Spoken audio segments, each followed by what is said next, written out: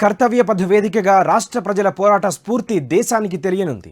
ఈ నెల 26న republic day వేడుకల్లో భాగంగా హస్తినలో జరిగే పరేడ్లో రాష్ట్ర శకటాన్ని ప్రదర్శిస్తున్నారు. 3 ఏళ్ల విరామం తర్వాత తెలంగాణ బండికి పరేడ్లో చోటు దక్కింది. రాష్ట్రం ఏర్పడ్డాక 2015లో జరిగిన గణతంత్ర వేడుకల్లో తొలిసారి తెలంగాణ శకటాన్ని ప్రదర్శించారు. ఆ తర్వాత రాష్ట్ర ప్రభుత్వం నుంచి చొరవ లేకపోవడం, కేంద్రం కూడా పట్టించుకోకపోవడంతో 4 ఏళ్లు ఢిల్లీ రాస్తాలో తెలంగాణ బండి కనిపించలేదు. 2020లో చివరిసారి ప్రదర్శించారు. తర్వాత 3 ఏళ్లు చోటు దక్కలేదు. కొత్త ముఖ్యమంత్రి రేవంత్ రెడ్డి చొరవతో తాజా వేడుకల్లో తెలంగాణ బండి మళ్లీ ఢిల్లీ రోడ్డు మీదకు వస్తోంది. గతంలో తెలంగాణ బోనాలు, బతుకమ్మ, పోతురాజు, కాకతీయ శిల్పకళను రాష్ట్ర శకటంపై ప్రదర్శించారు. ఈసారి తెలంగాణ ప్రజాస్వామ్య పోరాట స్ఫూర్తిని చాటిచెప్పేలా శకటాన్ని రూపొందించారు. రామ్జీ గోండు నుంచి తెలంగాణ ఉద్యమం వరకు సాగిన రాష్ట్ర ప్రజల చైతన్యాన్ని కళ్లగట్టారు. దొరల పాలన పోవాలంటూ ఎన్నికల్లో హోరెత్తించిన రేవంత్ రెడ్డి రిపబ్లిక్ శకటంలో తన ముద్రను చూపించారు. భిన్నత్వంలో ఏకత్వం అనే భారతదేశ స్ఫూర్తిని చాటడానికి రిపబ్లిక్ వేడుకల్లో రాష్ట్రాల శకటాలను ప్రదర్శించడం ఆనవాయితీగా వస్తోంది. కొన్నిసార్లు కొన్ని రాష్ట్రాలకు అవకాశం కల్పిస్తుంటారు.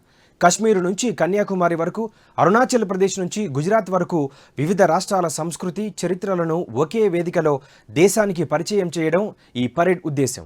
రాష్ట్రపతి భవన్, ఇండియా గేట్ మధ్యలోని కర్తవ్య పథిలో పరేడ్ దేశ శక్తి సామర్థ్యాలను రుజువు చేస్తూ ఘనంగా జరుగుతుంది. 2024 తెలంగాణ శకటాన్ని రేవంత్ సూచనలతో ప్రభుత్వం సిద్ధం చేసింది.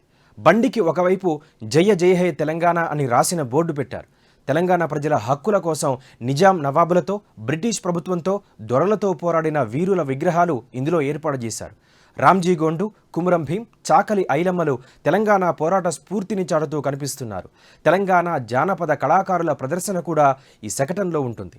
2025, 2026 సంవత్సరాల్లో జరిగే రిపబ్లిక్ పరేడ్లలోనూ రాష్ట్ర శకటానికి అనుమతి లభించింది. స్వాతంత్రానికి పూర్వం తెలంగాణలో నెలకొన్న నిరంకుశ విధానాలు, రాచరిక, పెత్తందారీ వ్యవస్థకు వ్యతిరేకంగా కొనసాగిన ప్రజా ఉద్యమాల స్ఫూర్తితో ఈ ఏడాది శకటాన్ని రూపొందించినట్లు ప్రభుత్వం తెలిపింది. అట్టడుగు స్థాయిలో ప్రజాస్వామ్య కాంక్ష, తెలంగాణ స్వాతంత్ర్య సమరయోధుల వారసత్వం అనే ఇతివృత్తంతో తీర్చిదిద్దామని చెప్పింది. ఈసారి రిపబ్లిక్ వేడుకలకు ముఖ్య అతిథిగా ఫ్రాన్స్ అధ్యక్షుడు ఇమాన్యుయల్ మాక్రాన్ వస్తున్నారు.